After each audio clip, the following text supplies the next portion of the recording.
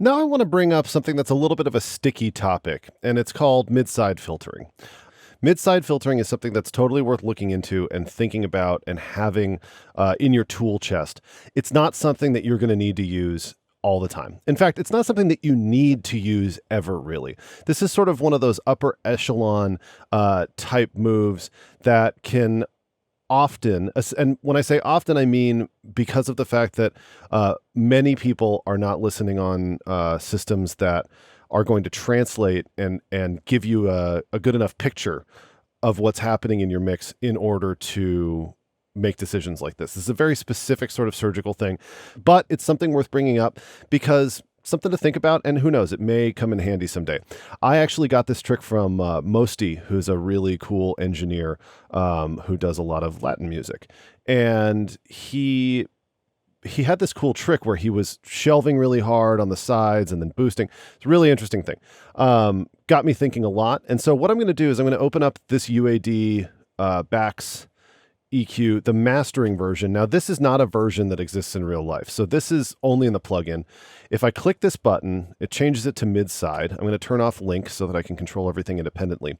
What midside basically means is that this upper set of controls right here is only going to affect what's in the middle, meaning what's coming out of both speakers. And this bottom row of controls is only going to affect what's coming out of these sides, independent of one another. Okay?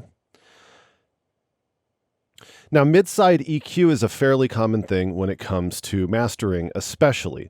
Midside is one of those things that's not really worth worrying about that much unless you're kind of in the nitty-gritty. Therefore, it's most often, I would say, used in mastering. So let's check this out. And what I'm going to do is actually, I'm going to push up this high pass in the middle to 18 to get rid of some of the gunk. How about that? So let's listen to that. Let's go in and out with that.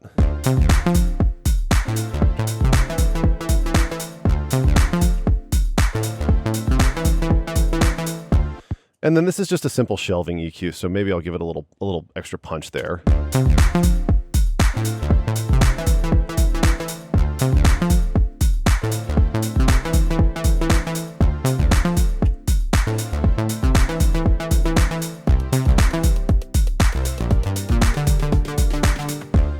All right, let's leave it there for now. I'm on headphones. I don't want to go crazy.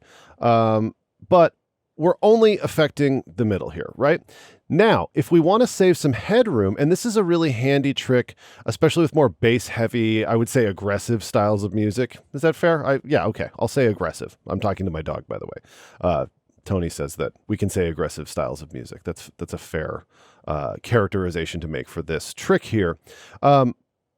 It's nice to save headroom on the sides and to leave room for the punch in the middle because, most often kick drums, things that you really want that low end punch out of are going to be in the middle. So what I'm going to do is I'm going to push this high pass filter as high as it'll go, which is to 50. And then I'm going to give it a little boost around 116. And remember, this is a shelf, so it's affecting everything below.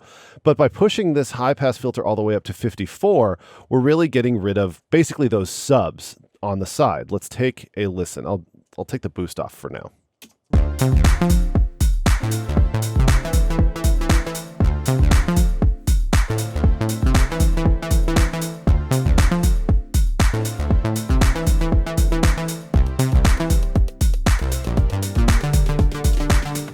Okay, it's tightening up the bottom, especially on those sides, because that bass has a nice stereo image, right? I love that, but we're losing some power, okay? So maybe let's drop it to 98, and let's give it about a dB of boost on the low end there.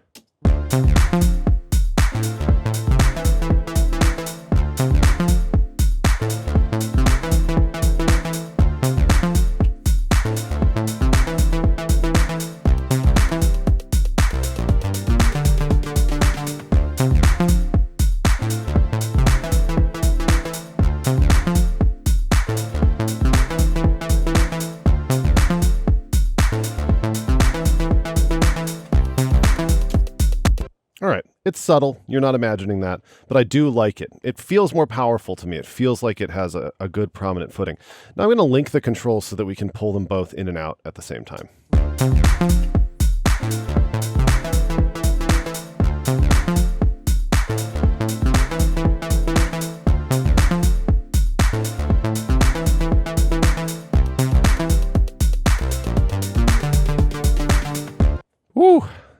got so much meaner when we put that EQ back in. I love it. So that is mid-side filtering. This is not going to work for every track, okay? This is something that can be handy, can work really well, but you got to be honest with yourself. If it's not working, it's not working. So don't think you have to do this on every mix. Don't think you have to filter your whole mix bus on every mix. Maybe you want to leave that to mastering or something like that. This is the type of technique that can get you into some sort of sticky situations.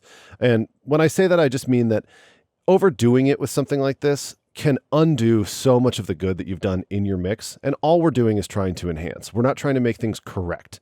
Your mix should be sounding good. It should be exciting. This should be just pushing it a little bit over the top. And I feel that we're doing that here with this particular tune. It's just making things a little bit meaner, making the low end feel a little bit more 3D and like it's engulfing you. And in this case, it's a dance tune, and it should be sort of like flowing through you and feel like this natural sort of like pulse. And you should get that energy from it. So use this technique sparingly, but experiment with it. Also, I wanted to remind you that you can do this with many different parametric EQs. You can't do it with all of the stock ones. The mid-side thing is a little bit special. But if you're using Pro Q, for example, you can create a high-pass filter, and then you can switch it to either mid or side. Okay, and so let's put that one here, and then let's add one more, but I'm going to change it so that it's only side. All right, so we could do a very similar technique using a Pro Q. This is not something that is simply unique to this particular plugin, although this one does it beautifully.